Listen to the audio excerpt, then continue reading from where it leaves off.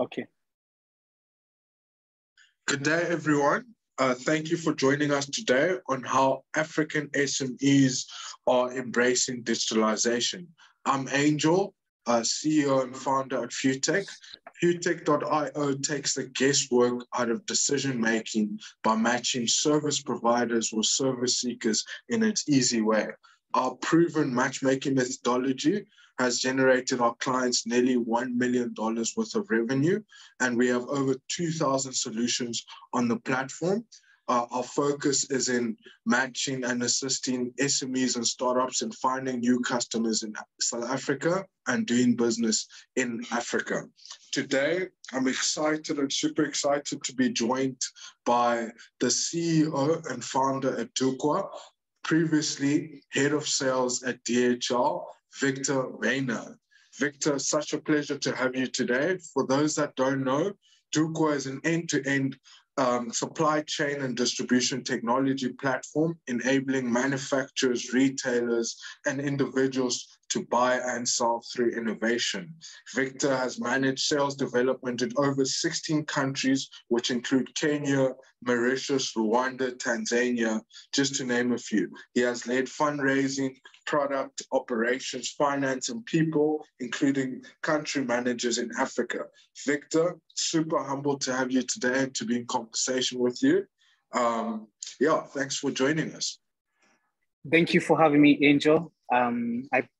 You've introduced me pretty well there, and I appreciate that. Thank you for those things you mentioned. And I'm pretty excited to at least share my journey with the entrepreneurs and get to even spend some time with you. Indeed, I'm very excited about Africa, very excited about digital platforms and spaces and marketplaces. And so definitely a very nice age in which you're living in. And I'm super excited to be sharing thoughts around the same and also what I've picked in my journey as an entrepreneur so far. Fantastic. Thank you, Victor. And I think just to kick us off, I know everyone's super excited to understand a little bit about your work at Duka. Who do you help and where are your offices located? So Duka is a tech company, as you rightfully said. We're in the space of distribution logistics, with particular interest, of course, in the retail markets. We are heavy operations in Kenya. Kenya is where we started, that's where we are. However, we also incorporated in Canada. So our headquarters are in Canada. We started and launched about 3 years ago, starting with, this will be the third year, starting with 2020, where we were building the products. And we spent a lot of months building, iterating, and driving that conversation with the retailers to see what is it that they want before we launched towards the end of 2020. In 2021, we started revenue generation at Duka. So we had teams in business. We filled an executive team, started revenue generation, and it was a fantastic year. We are very excited about that. So my role and responsibility as CEO, of course, is to scout for future opportunities for the company. The vision rests with me that Duka is my brainchild, but also have a huge team of co-founders. And I say a huge team is because I feel this team is an A team, and they support with most of the day-to-day running operations, but also step in and I do guidance, I do mentorship, I lead, and basically, especially spend a lot of time with also looking for investment for the organization and getting the right investors who can drive the conversation of Duka to the rest of Africa.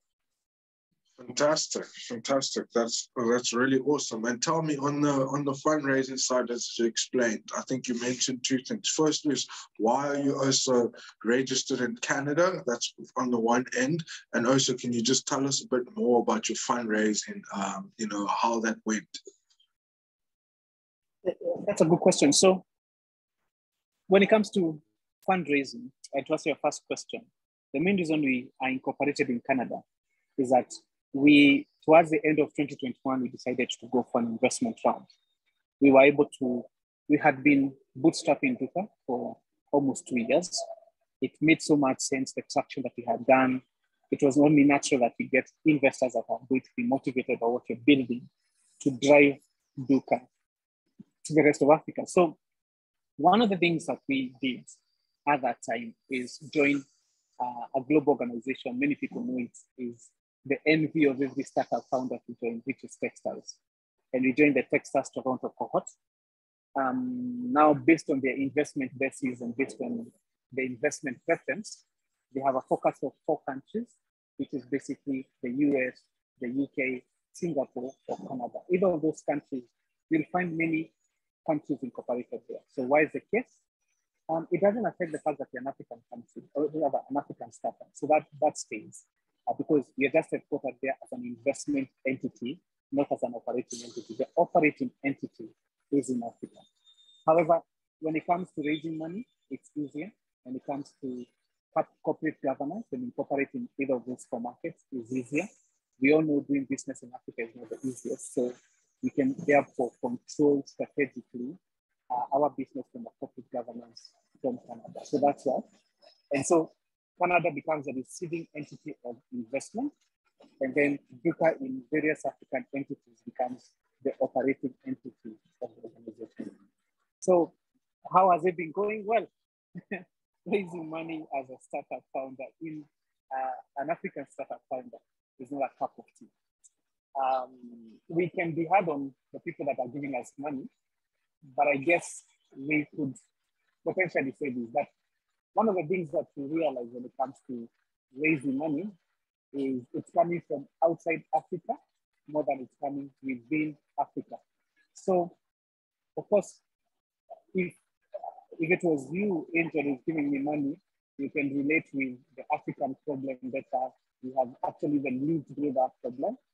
But if you are sitting in another country, in another continent, never been to Africa, or been to Africa on tours or safari, it's not as easy to relate to that problem. So it's usually a bit harder to raise money as an African founder.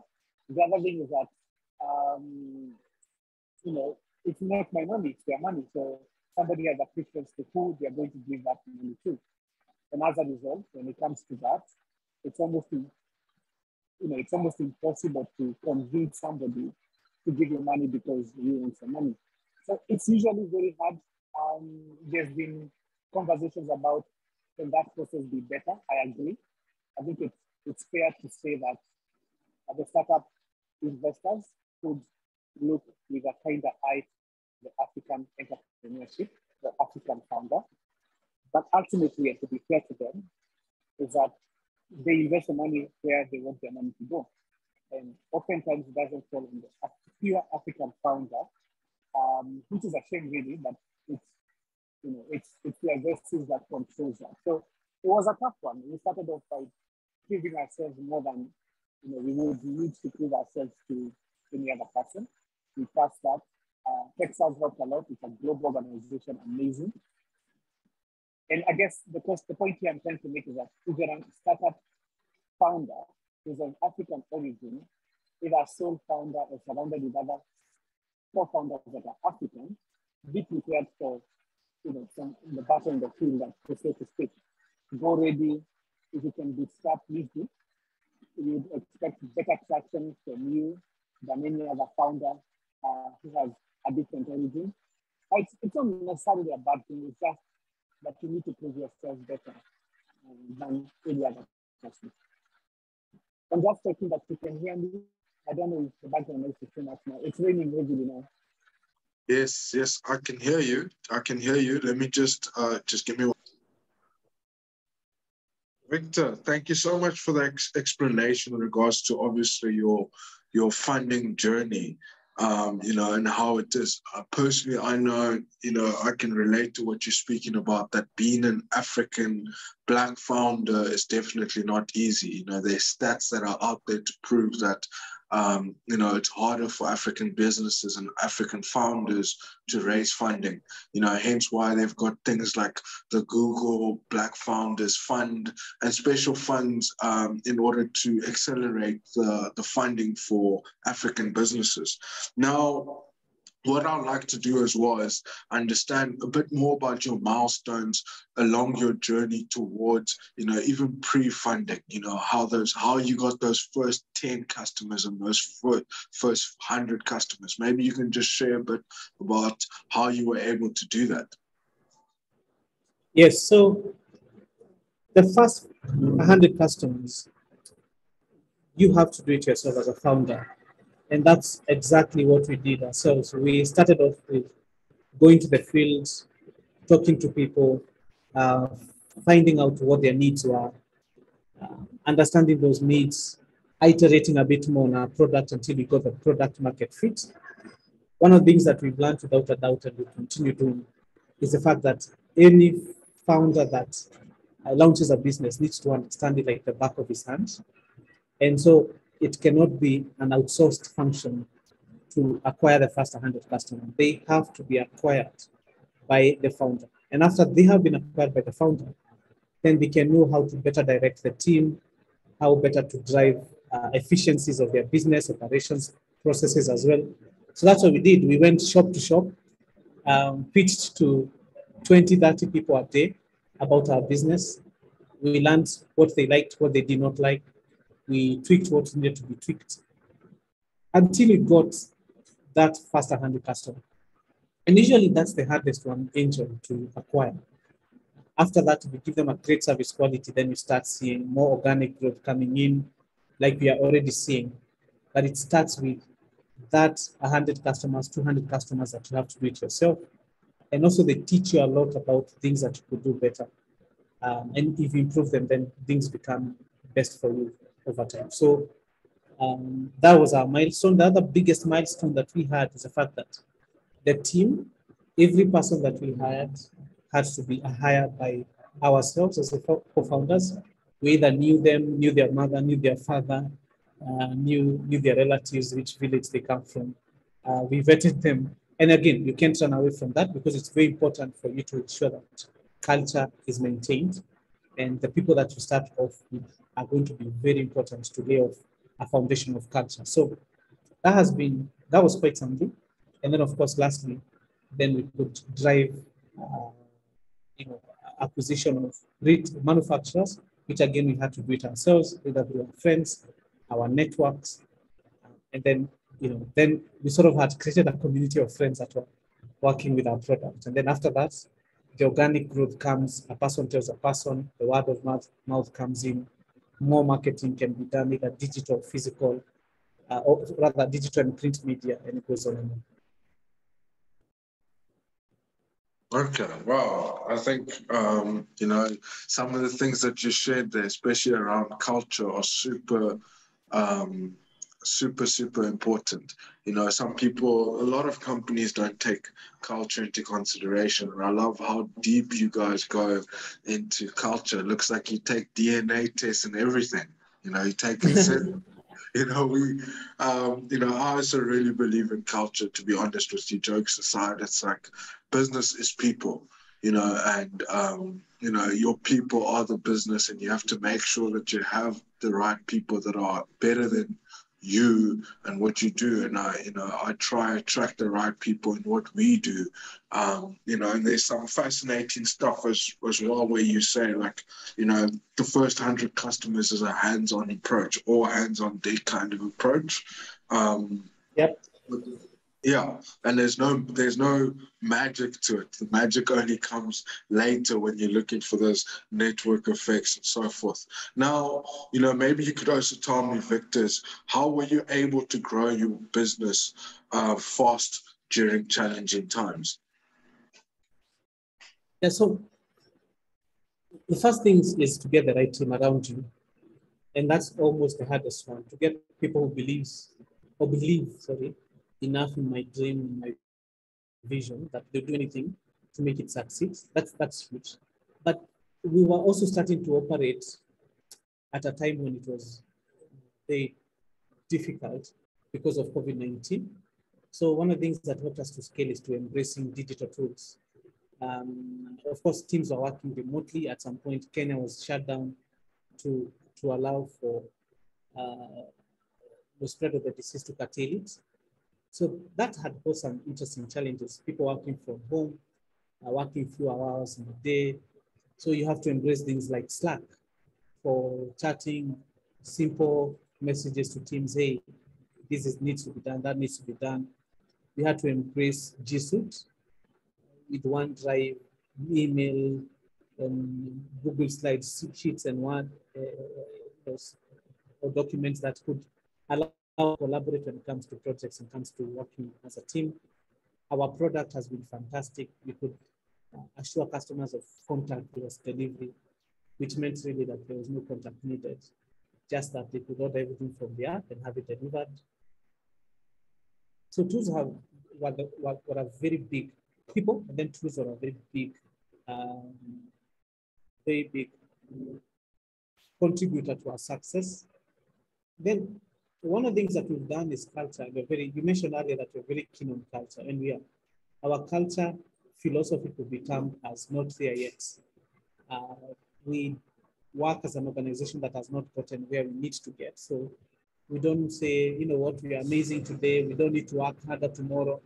We are always constantly finding ways in which we can improve. And so getting people that we could surround ourselves with that ideally embrace that, and getting that culture of a can-do mentality, customer centricity, innovation, driving honesty and transparency, can then be seen to contribute positively to business whenever it's consistently being acted upon. So that has been also very important. And lastly, of course, is the fact that from the onset, we agree that we surround ourselves as a team in such a way that we would be able to give each other constructive feedback on ways we need to improve, and also surrounded ourselves with advisors that could tell us where we are going wrong. And this is important. It could be the investor, it could be somebody within the team who has vast experience. But the businesses and small enterprises, especially medium enterprises, cannot run away from technology, which I would isolate a lot as a key one when it comes to growing, embracing digital transformation in an organization. And also the leaders being very intentional about it is very key. Fantastic. And I know you mentioned quite a few technologies there, such as Slack, just to name one. But, what other technology recommendations for founders out there that are listening to understand, if they want to optimize their operations, communicate with the team, even though COVID is slowly subsiding and we're slowly getting used to COVID, how can they what technologies can you recommend that are great for founders or SMEs as a whole? Yeah, so I think I'll start with social media tools. Facebook, Instagram, Twitter, LinkedIn. Any founder who wants to be taken seriously must be in those tools. These social media tools are the marketing tools that you're going to use either to reach your customer.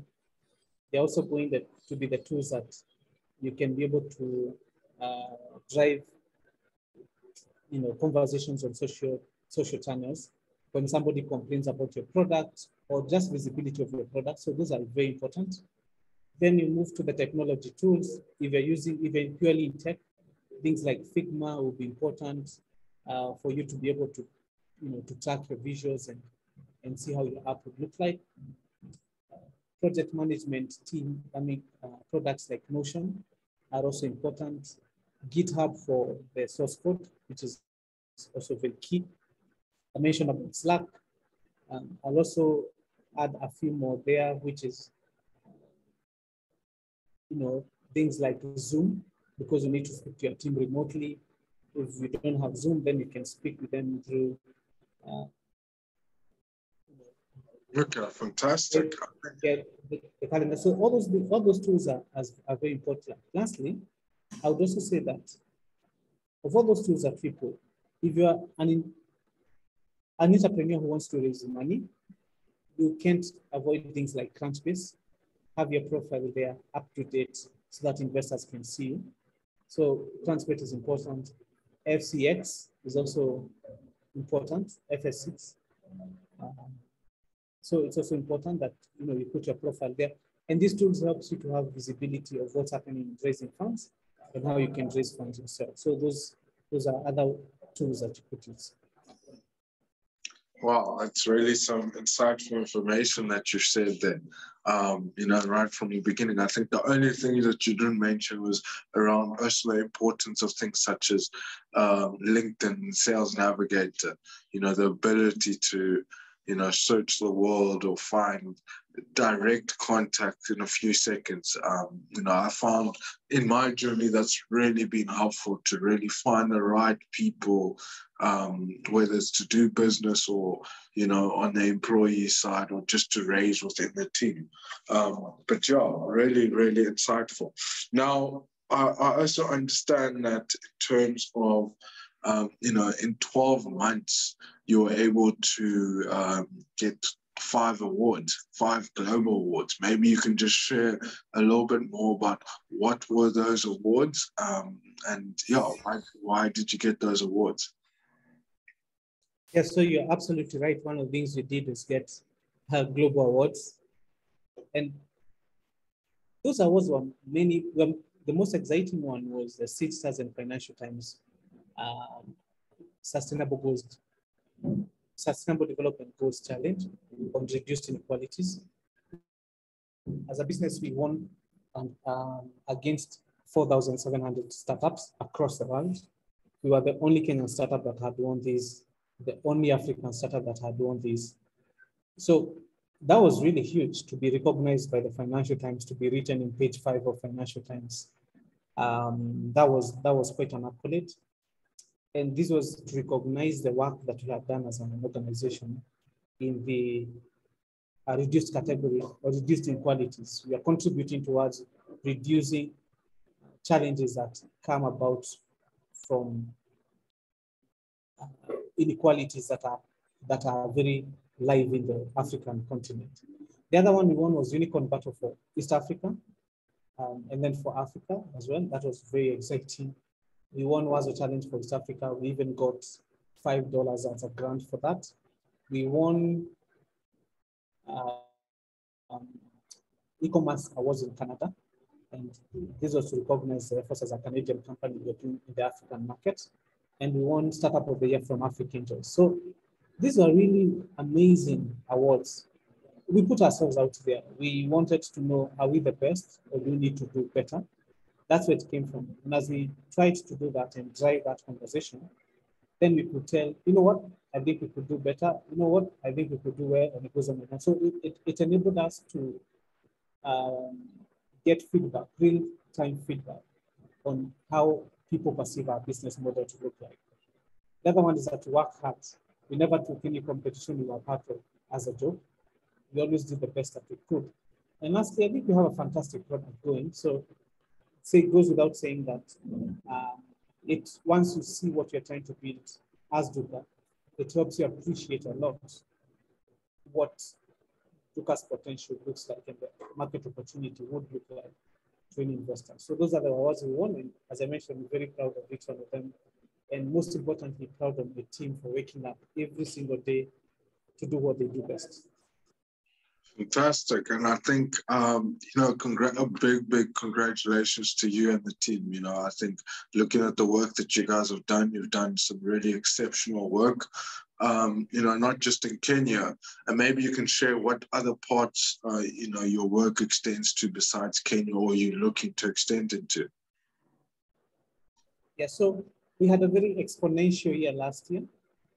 We are very excited that amongst all the things that could have gone wrong, that it turned out to be very positive. And so one of the things that we want to do is then push that to the next few countries, the business opportunity that we have. So we're expanding to Rwanda, we want to expand to Uganda, Tanzania, and Ethiopia. Those are the 4 markets that we want to expand to in 2022, 2023. We're in a round of investment. So once we raise that money, then that's what we'll do. Quickly after that, we will also be taking on Southern African countries and West African countries as well, as we head to East, central part of Africa to just drive the business idea. We have very ambitious target. This year, we want to grow 7x over last year. And we want to get to thousands, double digits, thousands, or rather thousands in active customers, which already looking like we're going to achieve. So we're excited about that. But we also know it's quite young for us to call it the year that is. So we are pushing hard and making sure that we achieve the results that we want to see. I hope Uganda and Southern Africa and other parts of Africa are ready for you guys. I'm excited to see you guys expand. And I know earlier you were also speaking about, I see that you speak very highly in terms of team is important as well as feedback. And feedback is always important, not just from the team, but also for customers. And, maybe you can also share in regards to how has customer feedback shaped Duhqa to where it was to where it is today. So Duka, we are very big on VOC, voice of customer. And I think sometimes we brand customers who tend to be very agitated by us as not being the best customers. But where we are and where we sit as Duka is we believe that the most active customer, the customer that is constantly giving you feedback, is a customer you want to keep close. They tell you like it is. They don't do anything whatsoever in regards to caring about your feelings. They tell you the way it is, and those are the customers we love. Because if you listen to them, then we can improve. Voice of customer does not mean we will do every single thing somebody tells us to do, but we'll also put it through a sift to see, or a sieve to see, is what Angel is telling me consistent with other feedback that I'm getting from other 20 customers, 100 customers, 1,000 customers, because then it tells you there's a problem and we need to fix. So we've picked feedback that has helped us become better. The first one was when customers wanted financing. We constantly heard about it, we developed it. The other one is on the delivery time. We developed that, improved that. So customer feedback is important, and no founder should shy away from taking it on, so to speak. Okay, fantastic. And I think a big question I know a lot of people will have is, understanding your background as well from, head of sales at DHR, not having a technical background, is how were you able to initially and first and foremost build a platform?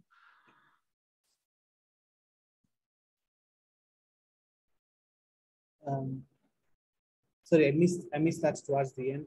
Yes. So I said, like yourself, I come from a marketing background. You come from a sales background. You don't come from a technical background in terms of development, deployment, user stories, deployment, all these fancy techie words. Is how were you able to lead and build a platform not coming from a technical background? Okay, I see what you mean. So you're right. My forte has been logistics tech, but mainly on the executive level, operations sales level. So what helped us and what helped me is the fact that I am a strong believer in, if you find somebody who's good at what they do, let them do it. Don't be tempted to do it. Let them be the one to do it. So that's what I've been a strong believer in.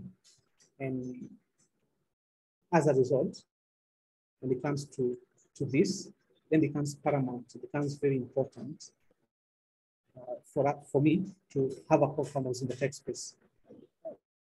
The other thing I've realized, Angel, is that leading organization is not about tech. At the end of the day, leading organization is about business.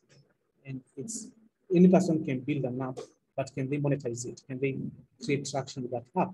We have so many apps that have been packed that are not doing anything. So then for us and for me is to lead the organization and lead the organization in such a way that there's no ambiguity about what Victor wants us to do. Then keep on surrounding myself with people who are very strong at what they do. And if you find somebody strong at what they do, I advocate that we shouldn't change them. And after that, just be creative. Creative in the way we meet and greet teams, creative in the way we, we drive efficiency in the organization, who we surround ourselves with, because if we don't surround ourselves with the right people, we might not grow as an organization. And those are the things that have helped me to build such a fantastic platform amidst challenging times, so to speak, or even amidst not having a technical background myself. Yes, yes. No, I definitely see it. And I think you also said something earlier in the conversation as well, where you said, finding people that believe in you, believe in you and believe in the vision. I found that, that's always the first box to tick is, your team and the people around you have to first and foremost believe in you, and then they're going to believe in the vision. If they don't believe in those two things, it's almost impossible to do whatever the vision is. It's not always easy to find the right people. I can tell you in my journey as well, not everyone I've necessarily thought to bring on has been the right box. I've had to go back, reassess, and go through. And I think if anything I've learned from my personal journey is that there's, you're not looking for perfection. It's just consistency and progress. Constantly ticking the boxes, constantly moving forward. That's what I've experienced as part of my journey. I don't know if you've experienced that, or if you guys just go straight out for perfection. Yeah, I think it's very hard to attain that, even impossible to expect that from a team. So we don't definitely do that. And even ourselves, we cannot achieve it. Yeah. So we believe one of our values is continual learning, which says that I recognize that you're not where you need to be from a skill set perspective or from an experience perspective. So learn something new. We encourage people to learn whatever else that they need to do. Sometimes within the office doing deliveries myself, I'm learning as much as I can teach someone. And approaching it from that point of view is important. The other thing is that knowing that things will break and don't take them too personally when they break. Yes. It's not, and startups are things that break a lot because of the way business is and the fact that it's not a mature system.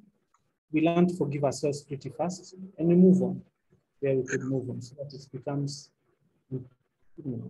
so that it becomes a key for the organization's progression forward.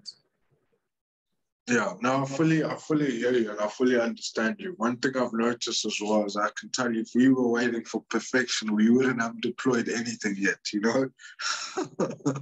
Because, it's just about consistency. And I love the values that you guys work by.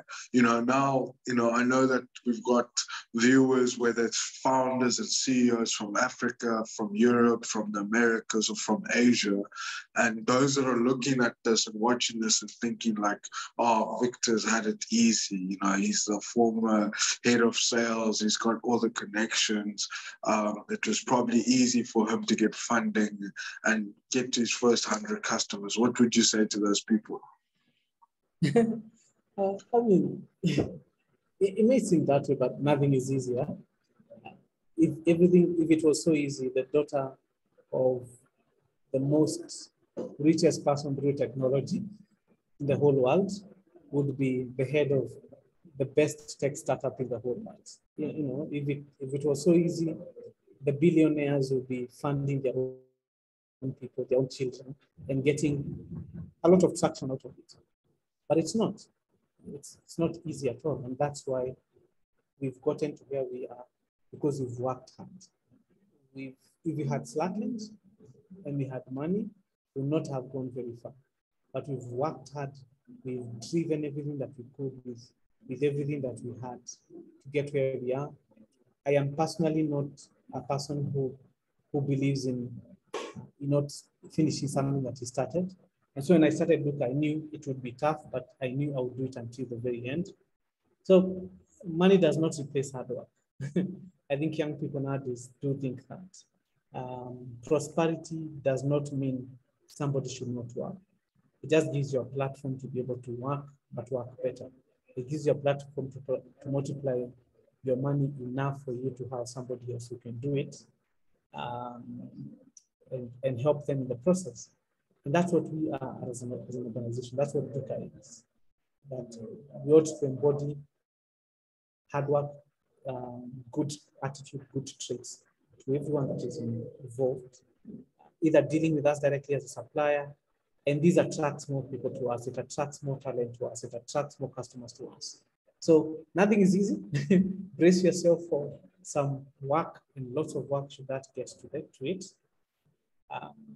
And I'm not privileged, but the resources I have not meant that I do not work hard. It has meant that I have to work even harder myself to maintain where I am, if at all I stand to be successful. Fantastic, fantastic. And, you know, on top of that, I think, you know, when we're looking at that, nothing was easy. What would you say your key skills that you've were important from your background that have helped you come to where you are today? The way I was brought up, right? I was brought up to be a person who does some good job, whatever he decides to put on, or rather to do. I think DHL was really helpful. Yeah? For me to see a multinational that had been built by 3 people in 1969 to become a multinational, show me as a young person that at that point that I could do whatever I wanted to do, so long as I worked hard, worked smart, and was not apologetic of what I was to do. So that has been very helpful.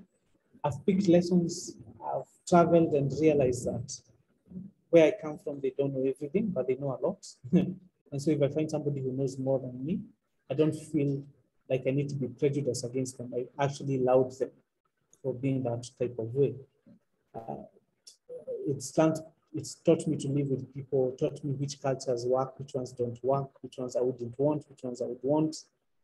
And so my past experiences, mainly in terms of being brought up, the organization that I worked for, which is DHL, and now my personal experiences, the last 2 years, almost 2.5 years, have made me become who I am and to be able to run Duka in a way that can stand to be successful. It's fantastic. I'm so, you know, I've really enjoyed my time with you, Victor, and everything you're sharing, you know, such a journey that you've been through, you know, to build up the company that you have, to have created such a footprint in the work that you've done in Kenya from the ground up. And, you know, now as you're looking to expand, looking to go into places like Uganda and other parts of Southern Africa, for companies that are looking for early access into your platform or looking to reach you, how can they do that? So we are on LinkedIn, we are on Twitter, we are on Instagram, and we are on Facebook. So our Twitter handle is Duka L for limited. So Duka L, you'll find us there. Our Instagram is Duka_KE. Our Facebook name is Duka, and our LinkedIn is Duka. So anyone can hit us on those, and they'll be able to reach to us, and we would be more than happy to assist. My name's Victor Maina on most of my social media platforms, and so you can pick that, search me on LinkedIn, you get me. Looking to connect to as many people as possible, be it an investor, be it a person who wants to know more about how we can support him when it comes to even sharing an entrepreneurial journey. And most importantly, people that we can network with. Very soon we'll be going to other African markets. And when we start getting those relationships now, it goes a long way to help us grow even faster. So yeah. Fantastic, fantastic. Thank you so much for joining me and your time today, Victor. Really, really enjoyed the conversation. Look forward to obviously further conversations offline, and you know, those 11 beers that I owe you. So fantastic. We'll definitely take the chat offline. But thank you so much for everyone for spending time and watching the conversation with me and Victor today. This was obviously obviously brought to you today by futech.io, where we take the guesswork out of decision-making by matching service providers and service seekers in an easy way. Thank you so much and have a great day further. Thank you, Angel. Nice speaking to you. Thank Bye you. all. Nice to be here.